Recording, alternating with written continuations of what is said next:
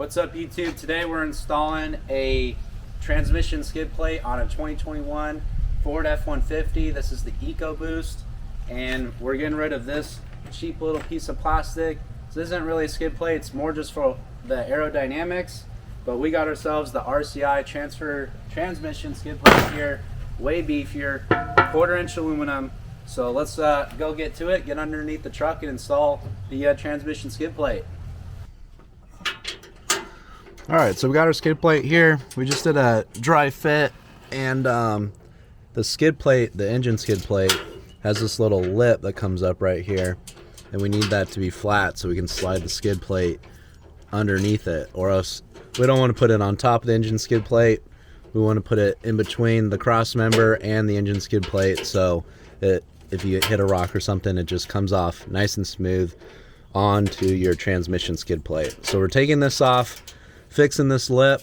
All right, we also have the transfer case skid plate here as well, that you need to remove these two front screws to have the skid plate come on the transfer case cross member. So we're just taking those two screws off right now, and we got the front skid plate off with it bent so we can slide the skid plate in the right spot, and we'll get this thing in.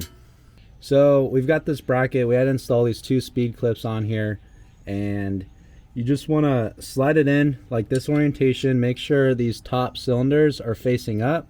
We're on the passenger side right now, and you just want to slide it in the transfer case cross member here and bring it all the way down, and you want to thread the second bolt that's furthest out on the passenger side. You just want to thread it in with this large washer,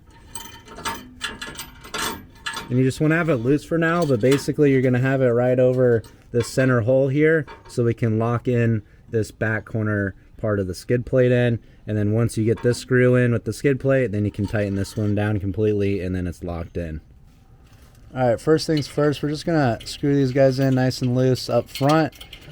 This is the engine cross member.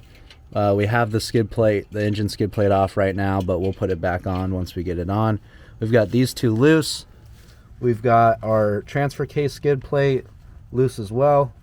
And then we also have the passenger side cross member bracket in here as well. So we've got all four corners set up, and let's go ahead and lift this bad boy up there. We're going to slide the transfer case skid plate underneath.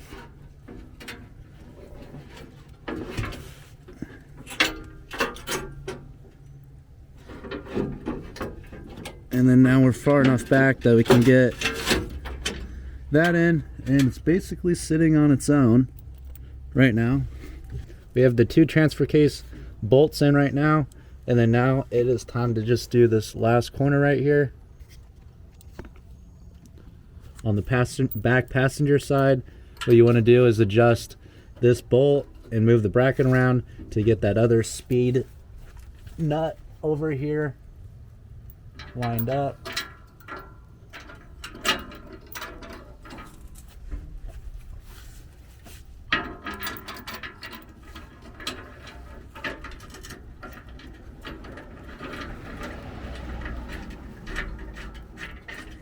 All right, so we have all four sides nice and loose. What we want to do now is get the front engine skid plate on, and then we can tighten everything down.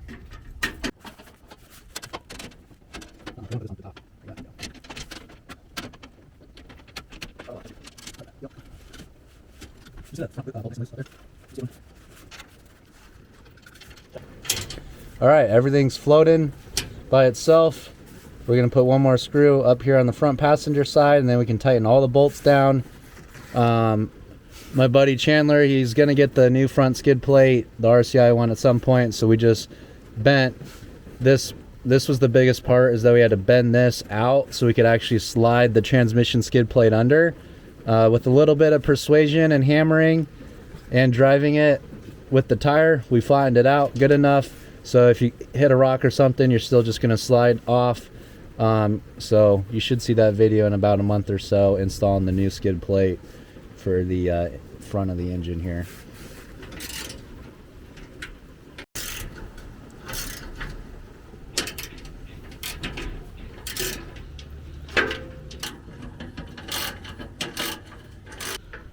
All right, we officially got it installed here.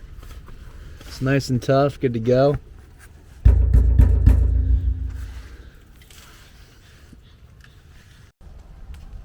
All right, old skid plate going in the garbage where it belongs. Thank you for watching. Please subscribe, and we'll see you on the next one.